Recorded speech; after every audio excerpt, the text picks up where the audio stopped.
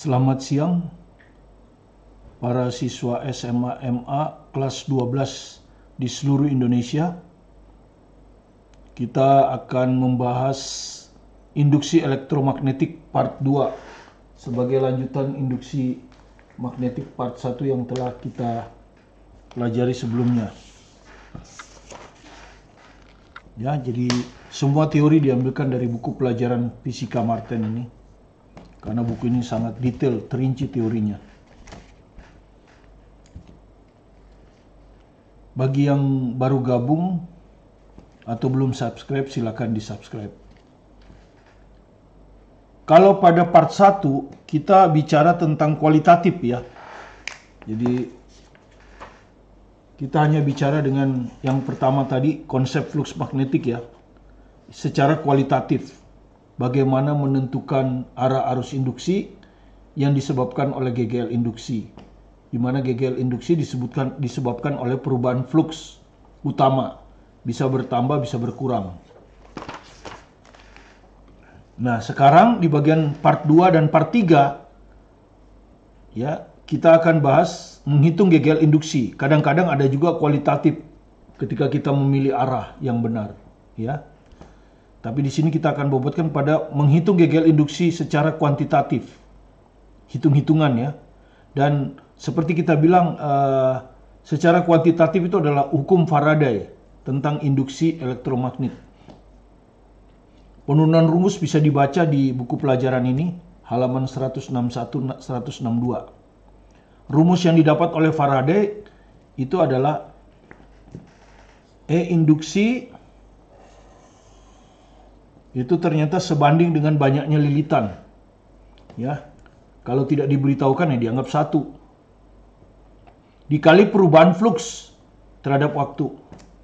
Ya. Apa yang dimaksud dengan perubahan flux?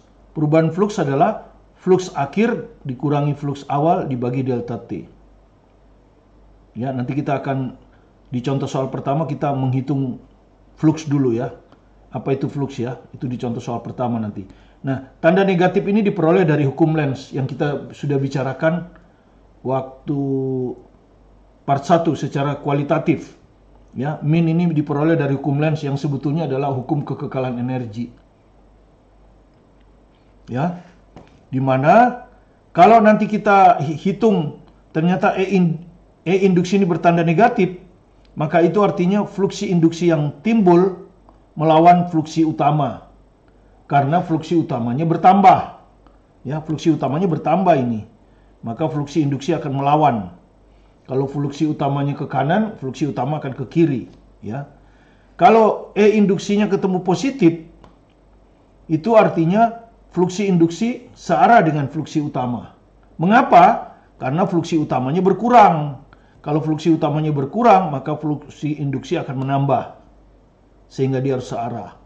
Ya, itu yang kita bicarakan part 1. Nah, ini adalah E induksi rata-rata ya. Nah, bagaimana kalau fluksinya ini fungsi waktu? Jadi dia berubah terhadap waktu, fungsi waktu Ft. Maka GGL induksinya dihitung dengan turunan. Ya, min N turunan dari fluksi terhadap waktu. Nah, sekarang kita akan bahas dulu fluksi. Ya, kita akan bahas dulu fluksi magnetik, bagaimana cara menghitungnya. Ya, kemarin kita sudah bilang bahwa flux magnetik adalah vektor medan magnetik dot. Ini dot ya, bukan titik dot. Dengan luas dalam arah normal. Ya, secara besaran dia adalah BA cos theta. Besar dari induksi magnet Tesla. Luas bidang kumparan meter kuadrat. Theta adalah sudut antara arah medan magnet dan arah normal bidang. Arah normal bidang adalah arah yang tegak lurus bidang. Ya, jadi kalau bidangnya seperti ini horizontal, maka arah normalnya seperti ini. Ini arah normalnya. Kalau bidangnya seperti ini, ya tegak lurus, maka arah normalnya justru horizontal. Kalau dia miring, arah normalnya juga miring. Ya. Jadi arah normal itu bergantung arah bidang. Oke, kita bahas soal esai. Diambil dari halaman 191 buku pelajaran fisika Marten ini, ya, jilid 3. Halaman 191 nanti ada soal ini, ya. Sebuah medan magnetik besarnya 0,8 Tesla. Ya, di gambar ini arahnya ke sumbu X positif, berarah ke sumbu X positif, ya. Sebuah kumparan sekunder, ini ada kumparan. Kumparannya berbentuk persegi, ya. Sebuah kumparan sekunder dengan panjang sisi 5 cm memiliki satu lilitan, jadi lilitannya cuma satu, ya. Dan membuat sudut theta terhadap sumbu set. Ini sumbu set ini. Ya, yang ini tuh sumbu set. Ya, nggak kelihatan di sini, ini ada set, ya. Nah, ini adalah sumbu set ini. Membuat sudut theta terhadap sumbu set seperti gambar. Jadi ini lihat nih. Ah, ini sudutnya theta. Di alas, ini di alas, ya. Jadi garis ini tuh ada di kertas, bidang kertas, ya. Kalau sumbu Y ini kan ini. Sumbu Y ini. Sumbu set ini yang ini. Ini sumbu set sebetulnya. Nah, gini. Ya. Tentukan flux magnetik melalui kumparan. Berapa flux magnetik melalui kumparan? Ya. Ketika theta 0, theta 37, theta 53, sin theta 5/13. Ya, saya hanya akan mengerjakan satu saja. Yang C. Lainnya hampir sama, hanya sudut tetanya aja yang berubah, ya. Ya. Oke.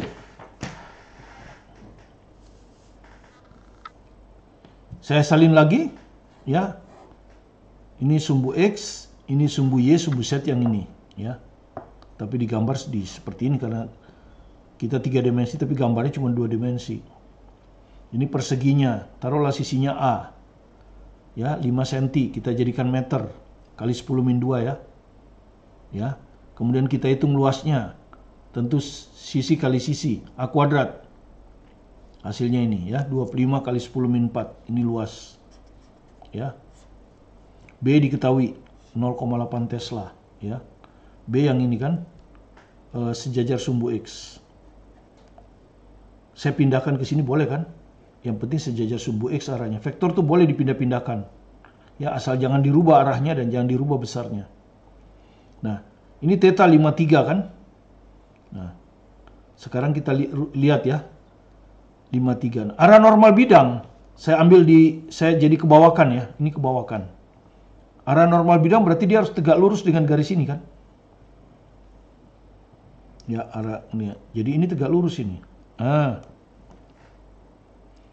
Sementara B-nya sejajar. Gini kan? Jadi sudut yang tetanya itu ini sebetulnya. Ini theta ini dengan ini sudut bukan theta, ya. Karena ini sudah disebut theta, maka ini saya sebut sudut antara B dan AN. Sudut antara B dan AN-nya itu yang ini. Yang ini. Ini adalah sudut antara B dan AN. Berarti kita perlu sudut ini, ya. Karena ini 90, maka kita perlu sudut ini. Kita perlu sudut ini. Ya, sudut ini. Nah, ini sejajar sumbu X, ya. Sejajar sumbu X. B sejajar sumbu X. Garis ini sama. Berarti sudut ini itu sama dengan sudut ini, ya. Sama dengan sudut yang titik-titik ini. Sama ini, ya. Jadi sudut ini dengan sudut ini itu sama. Ya. Nah, sudut ini 53. Berarti sudut ini 37 kan? Karena sudut ini 90 kan? Ya, sumbu X dan sumbu Z itu sudutnya 90. Jadi ini akan 37. Ini 37. Berarti ini 53. Jadi sudut ini sama dengan ini, ya. Jadi ternyata sudut B sama IN ini selalu sama dengan theta. Jadi kalau tetanya 53, ya dia 53. Ya. 53. Kalau tetanya 0 derajat, dia juga 0 derajat. Ya, jadi sama aja kan? Kalau tetanya 37, ya dia juga 37. Pokoknya sama, ya, sudutnya. Ya, kita sudah buktikan kan ini. Ini dengan ini 37. Ini 37, ya toh? Berarti sudut ini 37. Sedangkan yang kita inginkan bukan sudut ini tapi sudut ini. Ya. Tapi sudut ini itu 90 kurang ini. Jadi sama dengan theta. Ya. Oke. Sekarang kita tinggal ngitung flux ya. Flux rumusnya apa? B dot A kan ya? B dot A akhirnya dapat BA cos theta ya. Ya, B-nya tahu 0,8 Tesla. Sudah sistem internasional kan? A-nya ini sudah kita hitung tadi, luas persegi. 25 kali 10 min 4. Kosinus 53 ya. Atau langsung kita hitung ya, kosinus 53. Langsung aja kita hitung ya. Kalau theta 53 berarti cos theta sama dengan cos 53. Sin 37 ya, jadi 0,6 ya. Cos 53 itu sama dengan sin 37 ya. Sin 37 0,6. Jadi dikali 0,6. Ya.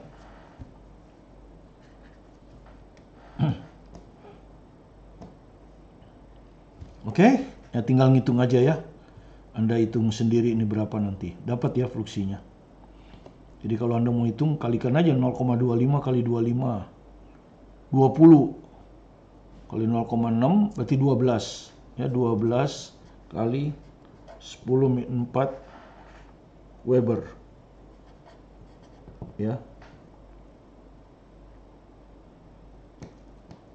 Oke, kalau Anda mau bikin satu desimal ya 1,2 kali 10 min 3 Weber. Oke, ini jawabnya ya. Jadi kalau nanti tetanya 0 ya tinggal cos 0. Cos 0 1, berarti ini nggak ada ya toh. Tinggal 0,8 kali 25. Ya. Berarti 20 kali 10 min 4, 2 kali 10 min 3 ya. Itu sama aja. Hanya ganti tetanya. Oke? Nah, sekarang baru kita ke menghitung GGL. Ya, kita ambil dari soal fisika penuntun teori ini, ya. Kita ambilkan dari sini. Nah, di sini, tapi jilid 3, kelas 12 belum terbit. Ya, masih lama terbitnya. Naskahnya sudah lama jadi ya. Oke, fisika penuntun teori 1221 Martin, kelas 12. Ya, di situ ada soal. Ini buku soal aja, buku soal teorinya singkat. Tapi tetap bagus ya. Jadi sebuah kumparan terdiri atas 50 lilitan, ya. Ya, saya pindahkan ke sini ya. Jadi jumlah lilitannya 50 ya. Berada dalam flux magnetik yang berubah terhadap waktu, ya. Jadi fluksnya berubah terhadap waktu tuh, fungsi waktu ya. Di mana fluksi dalam Weber, oke, sistem internasional ya, fluksi dalam Weber. Dan T dalam detik, internasional juga. Berapa besar GGL induksi yang terjadi pada ujung-ujung kumparan? Ya, pada ujung-ujung kumparan. Ya, ini soal UN 2018. Ya, Anda sudah tahu, menurut Faraday, GGL adalah min N defluksi per dt. Kalau fluksinya fungsi waktu. Jadi kita perlu ngitung defluksi per dt. Ya, ini defluksi per dt perlu kita hitung. Ya, turunan dari fluksi terhadap waktu. Anda sudah tahu kan, turun kan, pangkat turun. Jadi 5 kali 2. Ya kan, pangkat kurang 1. 2 kurang 1, 1. Jadi T saja. Ini T pangkat 1. Ya toh, kalau turun, pangkat 10 kali 1. 10. T-nya hilang.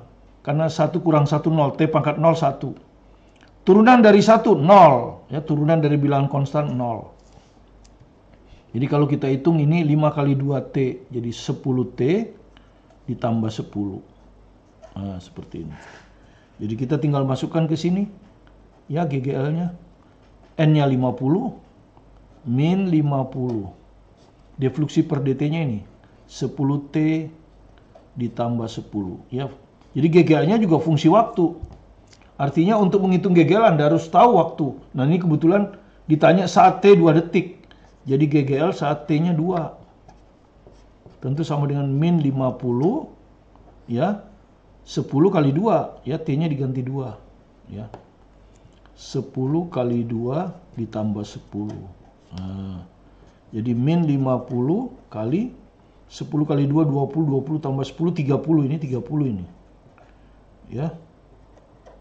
Nah, 30. Jadi hasilnya 1500 ya. 1500 volt. Jadi hasilnya yang A ini. Ya. Nah, kalau Anda tanya apa artinya tanda min? Min ini artinya GGL induksi. Ini kan GGL induksi sebetulnya kan. GGL induksi ini menghasilkan fluksi. Ya, dihasilkan oleh fluksi induksi yang berlawanan dengan fluksi utama. Jadi berlawanan dengan fluksi utama. Karena apa? Karena fluksi utamanya bertambah. Ya. Jadi kalau Anda lihat, kalau T-nya 1, 5 kali 1 tambah 10 kali 1, 20. Kalau T-nya 2, 30. Kan bertambah kan? Ya, selalu bertambah. Oke. Itu bagaimana kita menghitung GGL kalau terjadi perubahan fluksi yang merupakan fungsi waktu. Ya. UN 2018. Sekarang kita ke soal berikutnya. Ini, ya. Nah, ini kalau ini diambil dari buku pelajaran fisika ya. Diambil dari buku pelajaran fisika ini, ya. Yang teorinya sangat bagus. Halaman 192 nomor 7 soal esai. Jadi soal latihan ya biasanya. Di sini soal esai. Sebuah kumparan dari 100 lilitan, ya. Jadi lilitannya 100 tuh. Tegak lurus terhadap medan magnet. Apa sih maksudnya kumparan tegak lurus medan magnet? Jadi maksudnya begini, kalau kita kumparannya lingkaran lah ya. Seperti ini, silinder. Kan luas penampangnya ini. Ya, luas penampangnya ini. Nah, tegak lurus terhadap medan magnet itu artinya medan magnetnya begini, ya.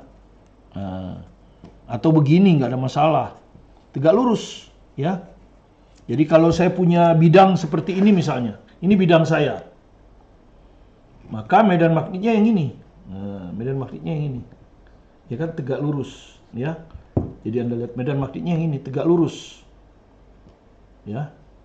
Nah, kalau tegak lurus, berarti arah normalnya ke sini kan? Jadi 0 derajat, ya. Ini maksudnya tetanya 0 derajat ini. Ini kan arah normal ya.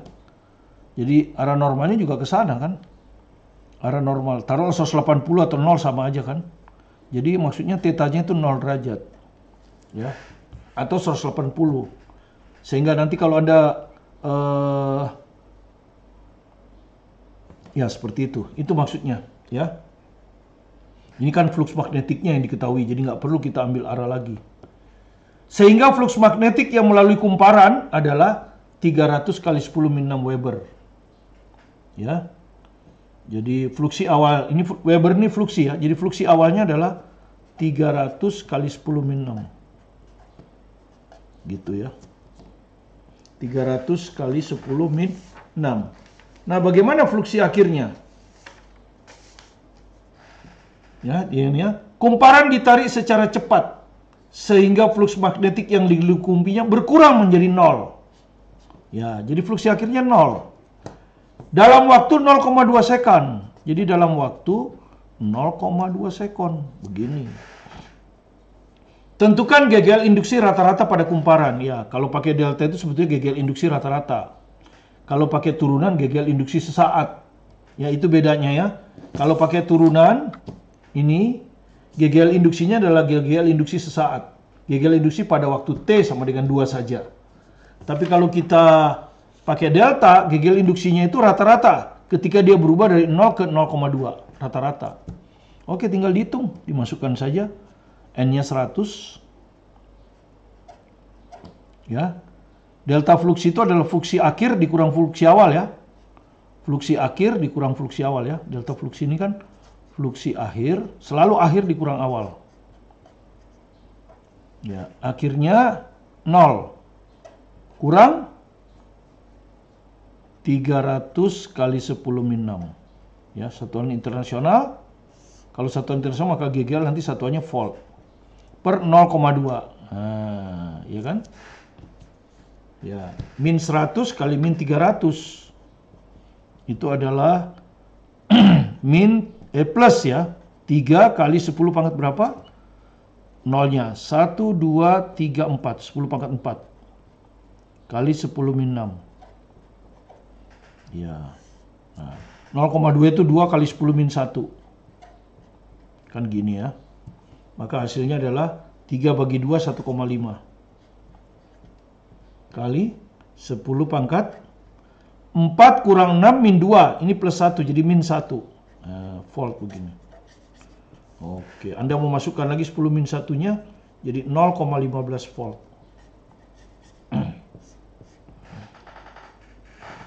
Ya. Nah, kalau Anda lihat tandanya plus ini. Apa artinya plus? Ini kan hanya hukum Lenz. Artinya GGL induksi ini dihasilkan oleh fluksi induksi yang searah dengan fluksi utama. Kenapa fluksi induksi searah dengan fluksi utama? Karena fluksi utamanya berkurang. Anda lihat berkurang kan? Dari 300 kali 10 min 6 menjadi 0. Berkurang. Makanya E induksinya plus. Jadi kalau fluksi utama berkurang, E induksi pasti plus. Kalau fluksinya bertambah, pasti GGL-nya min. Ya. Oke. Mudah-mudahan Anda memahami itu. Dan kita sekarang ke soal yang terakhir ya. Jadi cukup 3 soal saja. Di part 3 nanti kita latihan lagi dengan soal-soal ya. Soal-soal SBMPTN, luar negeri, UTBK kalau ada UTBK ya. Seperti itu. Jadi bervariasi kita ya. Nah, yang ketiga ini diambil dari Master Book Physics ya, yang ini. Jadi buku saya itu ada 3 itu ya. Ya. Kalau untuk anak kelas 3 saja cukup 2 buku ini ya. Buku pelajaran dan buku 1221 soal. Tapi kalau Anda mau ke SBMPTN atau mau soal lebih banyak lagi, Master Book Physics ya. Dari kelas 1 sampai kelas 3. Kalau Master Book Physics. Oke? Ini soal yang ketiga. Ya, yang terakhir untuk part 2 ini. Kumparan K. Jadi ini maksudnya kumparan K itu ini.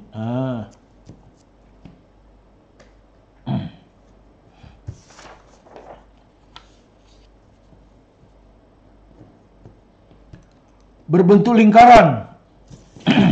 Ya, di sini aja.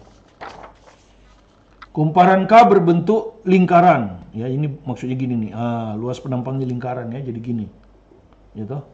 Luas penampangnya itu lingkaran. Luasnya sudah diketahui 200 cm kuadrat. Ya, tapi kan harus dijadikan meter kuadrat. 1 cm kuadrat ke meter kuadrat itu 10 min 4 ya. Ya, kemudian jumlah lilitan 50, N-nya 50. Hambatan dalam itu hambatan yang ada di dalam kumparan ya. Bukan ini, kalau ini hambatan luar ini. Hambatan yang ada di dalam rangkaian ya. Di sini rangkaiannya kumparan. Ya, kumparan ini. Hambatan dalam kumparan. Kumparan K. R kecil 10 ohm. Sedangkan R ini hambatan luar 10 ohm. Dan ditanya besar muatan listrik yang mengalir dalam rangkaian.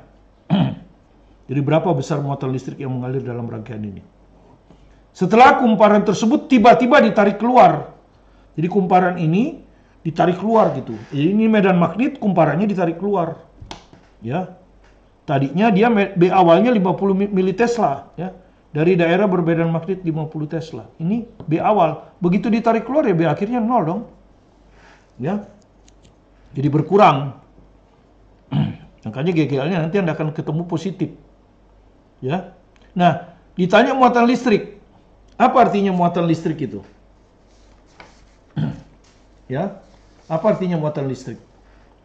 Muatan listrik itu ada hubungannya dengan arus induksi. Pasti muatan ini adalah muatan induksi, yaitu arus induksi dikali waktu. Ya. Nah, kita punya rumus GGL induksi. GGL induksi itu ada kaitannya dengan arus induksi. Ya, jadi arus induksi adalah nanti ya ini GGL induksi dibagi hambatan total. Hambatan total dari rangkaian adalah hambatan dalam tambah hambatan luar. Kebetulan sama ini, 10 tambah 10. Jadi 20 ohm. Berarti untuk menghitung arus induksi, kita harus menghitung GGL induksi. Makanya GGL induksi kita hitung. Min N, delta fluksi per delta T. Nanti kalau E induksinya udah ketemu, tinggal dibagi 20. Itu arus induksi. Kalikan waktu, itulah muatan. Oke? Nah, bagaimana ngitung delta fluksi? Ya, Anda sudah tahu ya, fluksi itu adalah BA cos theta. Ya. Tapi cos theta-nya di sini itu bisa kita anggap 1. Kenapa? Karena kalau Anda lihat ini di soal ini, lingkarannya kan seperti ini ya. Jadi ini, penampangnya itu ini ya. Anggaplah penampangnya diwakili oleh ini. Cuma ini kan bukan lingkaran, tapi anggap aja ini lingkaran. Kemudian arah medan magnet ini apa? Arah normalnya adalah ini kan, arah normalnya ini. Arah normal bidang. Sementara B-nya juga begini. Tuh dari utara ke selatan ya. B kan dari utara ke selatan nih ya. B-nya ini dari utara ke selatan. B. Yang ini nih. Ya, medan magnetnya dari utara ke selatan. Sementara luas penampangnya lingkaran kan, ini berbentuk lingkaran begini, juga arahnya ke sana. Ya. Normalnya maksud saya, arah normal bidangnya ke sana. Jadi jelas tetanya 0 derajat, ya. Tetanya 0 derajat. Makanya fluksi akan sama dengan B kali A saja. Ya.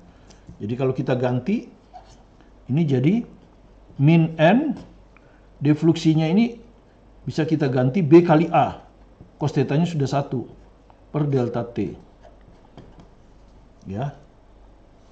Oke, kita lihat lagi. A tetap toh, luas bidang nggak dirubah kan? Lingkaran ini nggak dirubah, nggak diperkecil atau diperbesar kan? Enggak.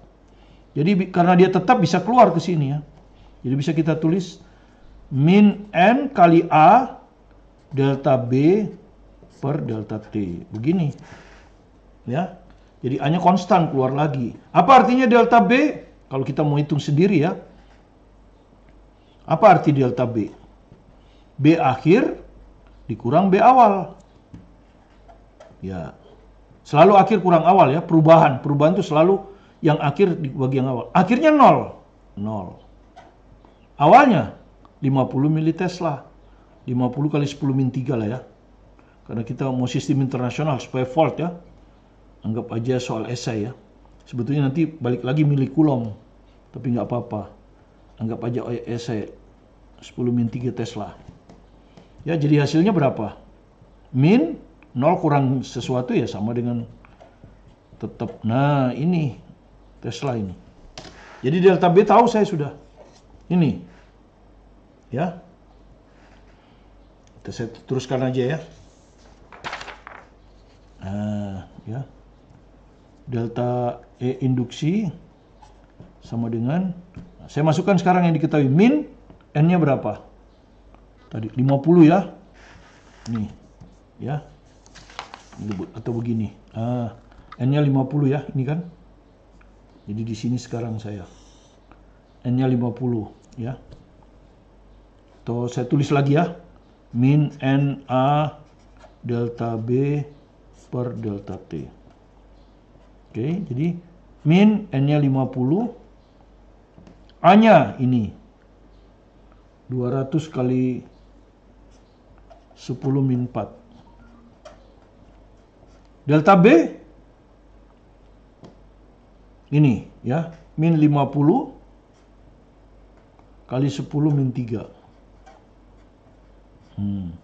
per delta T. Delta T nggak tahu, ya nggak? Ya udah, kalau nggak tahu biarin aja. Toh nanti di sini ada T juga. Oke, kalau E induksi udah ketemu, kita hitung arus induksi kan? Ya, tinggal dibagi hambatan kan? Ini semua. Atau kalau Anda mau langsung kalikan dulu ini. Supaya nggak bulat, ini terlalu banyak ya. Ini soalnya kan.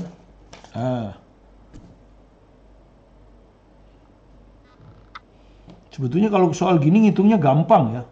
Nggak usah pakai 10 pangkat 10. Ya nanti Anda hitung aja sendiri ya. Karena apa? Kali. Sedangkan ini angkanya beda ini. Ini hanya 75, 75, ini 50, 35, 25, 15, nggak ada yang sama. Ya. Jadi kalau mau mempermudah hitungan sebetulnya udah aja kalikan angkanya aja. Ya. 5 kali 2, 10. Ya toh? 10 kali 5, 50. Min kali min plus. Plus itu karena fluksi utamanya berkurang. Ini bilang aja 50 lah. Dibagi delta T begini aja. Ya. Ini kan hanya ngitung angka ya. Karena jawaban kita tinggal angka aja. Oke? Nanti Anda hitung secara detail ya, anggap soal esai. Sekarang baru kita harus induksi kita hitung. Nah, harus induksi itu tadi.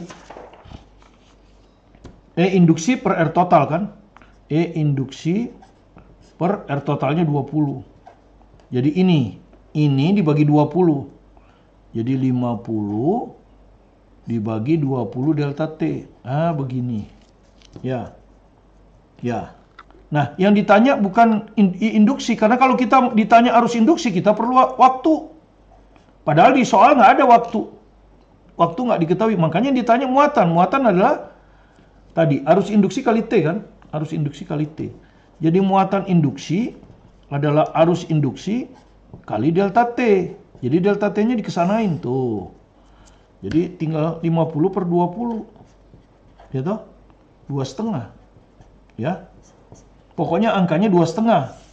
Ya. Mau 2,5 boleh, mau 25 boleh. Atau 0,25 ya. Jadi 2,5 itu artinya boleh 0,25, bisa 2,5, bisa 25, bisa 2. Ya pokoknya angkanya 25. Tapi angka 25 kan cuma D. Ini 15. Ya, jadi jawabannya D. Itu yang saya maksud. Kalau beda-beda semua, ngapain kita ngabisin waktu ngitung ini? Nggak efisien kan? Ya, kalau kita ngitung terlalu lama malah nggak efisien. Karena soalnya waktunya ini kurang dari 2 menit. Ya, apalagi sekarang, UTBK. Mungkin hanya 1 menit kali ya. Jadi cara menghitung juga penting diperhatikan. Ya, jadi inilah soal ini. Nanti kita akan masuk dengan soal yang lebih menarik lagi di part 3. Ya, digabung antara besar dan arah. Sehingga kita gabung antara part 1 dan part 2.